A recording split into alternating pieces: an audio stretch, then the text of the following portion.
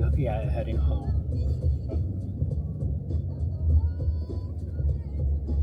And how about you? You just started today? About an hour and a half ago. Yeah, not too long. How long have you been a driver? Have I been a driver? Yeah. I've been working today. I've been driving for over 7 years. 7 years. What makes you keep coming back? Do you love all the conversations and the people? To be honest, it's a bit of everything, man. I mean, the money's not horrible. Yeah. It's a side gig, but I do put in full-time hours. Yeah. Like I have a regular job and then I do this. I have a lot of free time.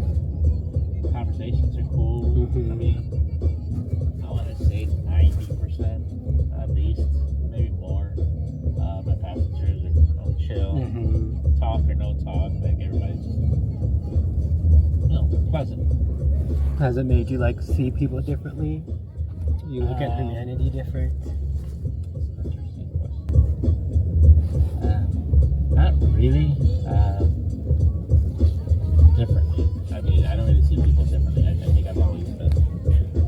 Just for my regular job, I've always encountered people from all walks of life.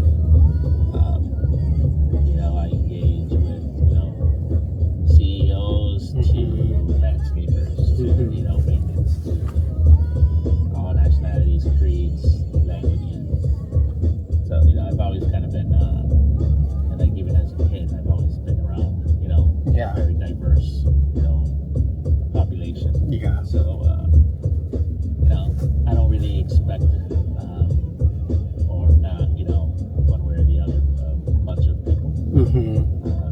So in terms of the conversation, anything that anybody says doesn't really surprise me.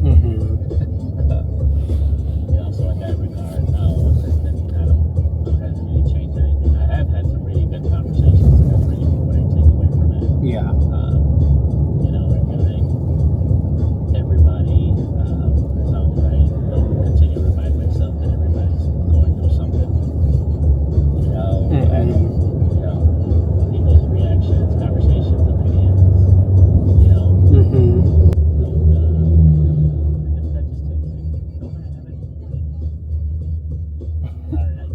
I couldn't tell if that guy took the light in red or Maybe.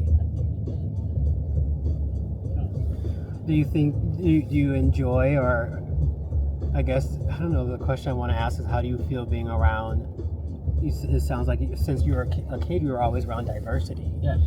Do you think that shaped you? Do you like it? Are you appreciative of it? I love diversity. Yeah. I mean, I know for a fact, even if I haven't lived it, that just everybody thinking and looking and sounding the same would be very boring. Right. But there's a huge push for an image to just remain that image, just like a blanket, one. And to that part of my French, I say fuck that. Yeah. Because it's a very narrow-minded, and if history has taught us anything, it's not sustainable. It's not like that. That path. It's a path to failure. It's a path to destruction. I love documentaries, and I'm a fan of cinema, I'm a fan of history, and I've seen a lot of, there's actually more documentation of people that are former, let's just call it what it is, right?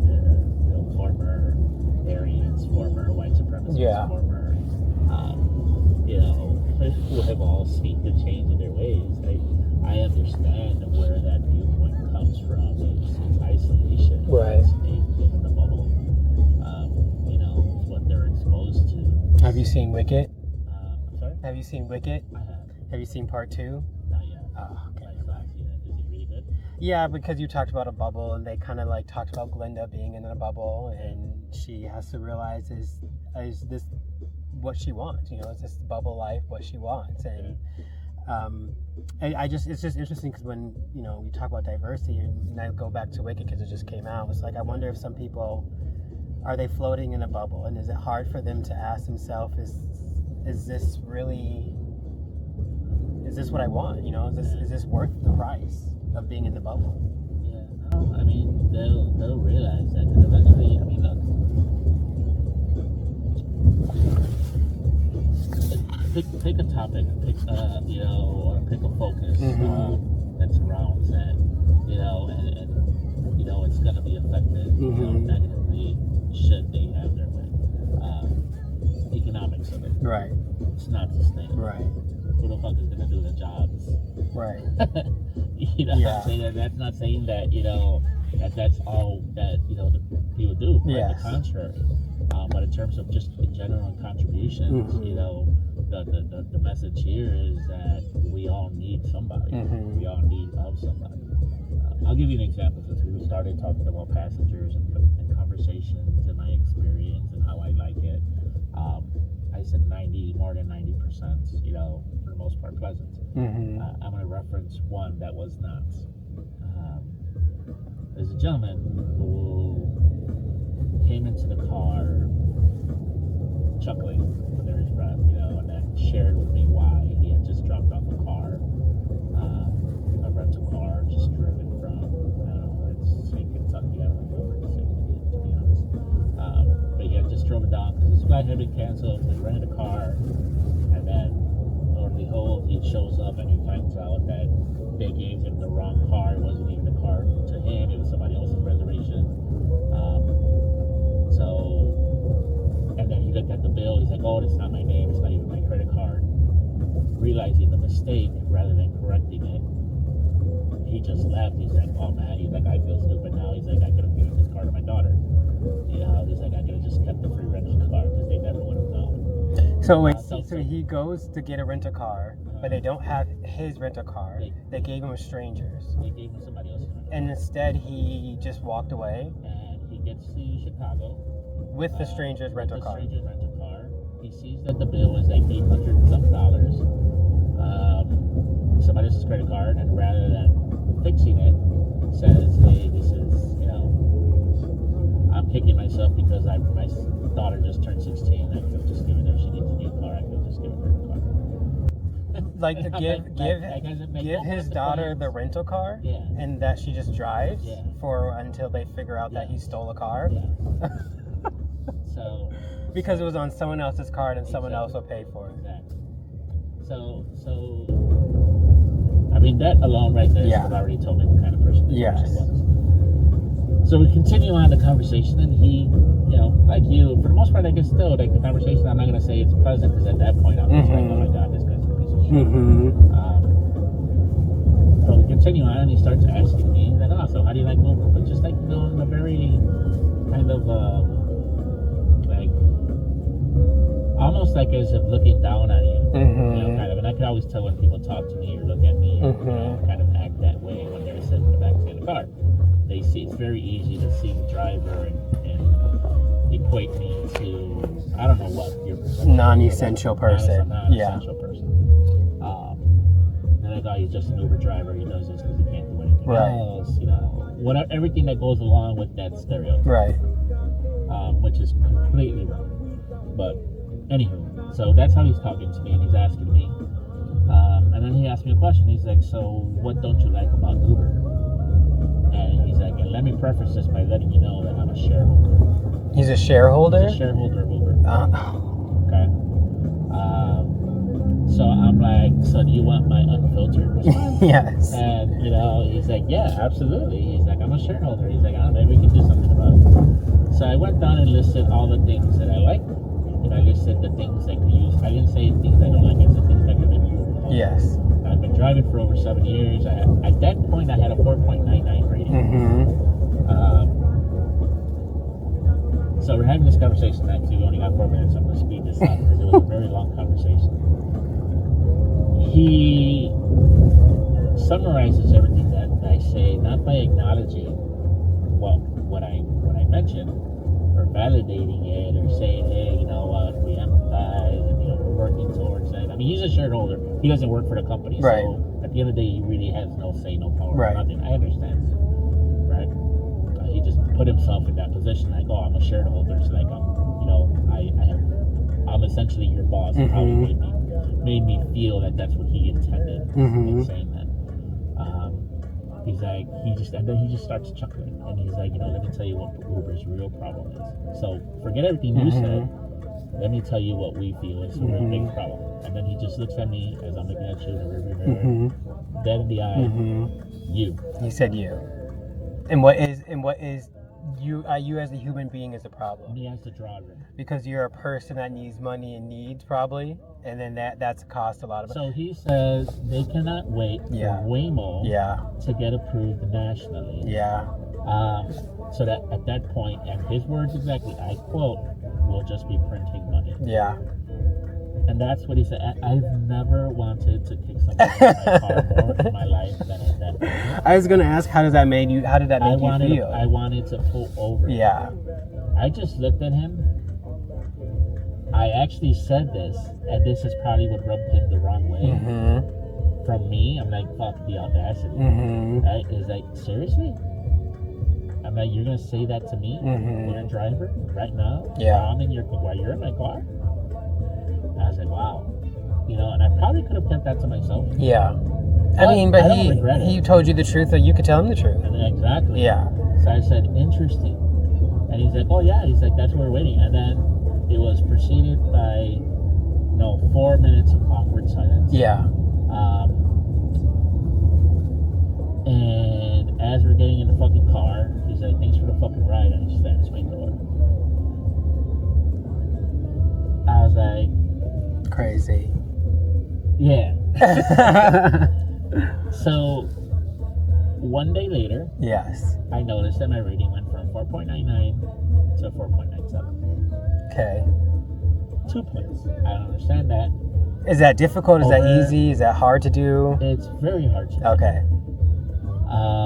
Does that affect you a lot? Honestly, I don't give a shit. Okay.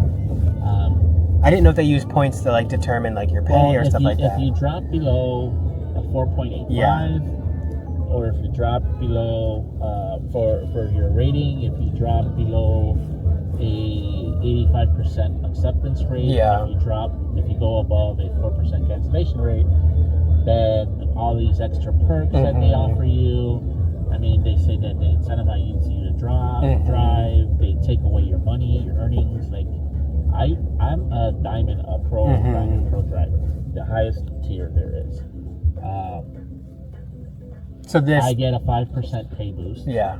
I get advantage mode whenever I'm in the airport. It helps because it puts me ahead of the queue. I don't have to worry about sitting in the lot. I could basically be driving on my way to drop you off, and I'm 2 minutes away from the airport, and I'll get a page for another ride already. I'll accept this one. As soon as I drop you off, I pick up somebody else. Yeah. I don't have to wait. It's a nice perk to have. That's what they do to incentivize drivers. It always tells me to go to the alley, but I'm not dropping you off in the alley. No, it does it all the time.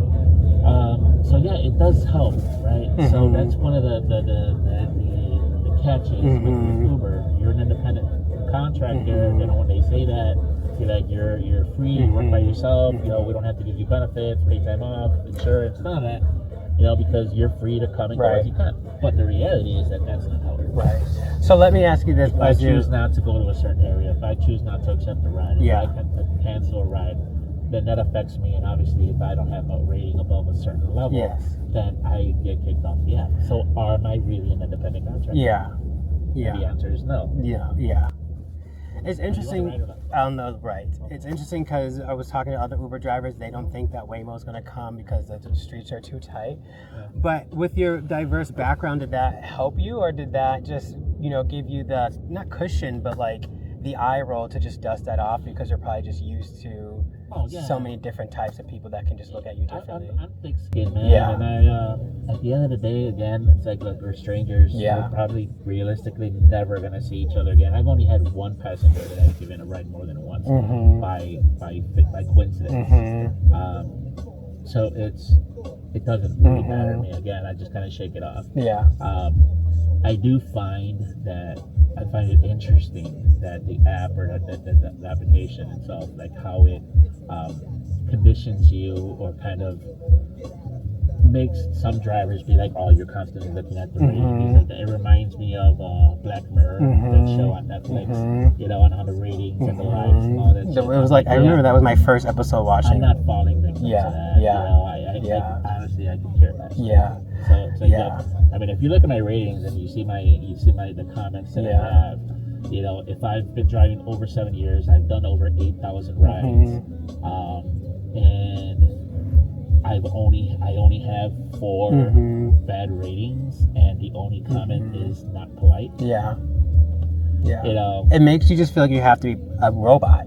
You can't be perfect, or you have to be perfect. You can't just be a human being. You know what I mean? And anyone can say that you're impolite. It's just all subjective. But yeah. And you know, and obviously, I have no way. I just shrug it off because I have no way to defend myself. The app doesn't give the drivers the opportunity to defend a poor rating or why I give a passenger a bad start. It gives me very generic cleanliness, conversation, wanted new route, disrespectful, or other. Those are the only 5 options. I think maybe I'm missing one, but those are the only options. But you can't elaborate. You can't do anything. I'm like, that's too generalizing. That just tells me that you're just doing that. It's just a mechanic. So you don't really give a shit. It's just to give the illusion of we care. But well, at the end of the day, I'm doing this for the money. Yes, that's all you have to do. It's all you're just here to get a check, to do something else. But nothing else matters. Well, thank you so much. No problem. Yes.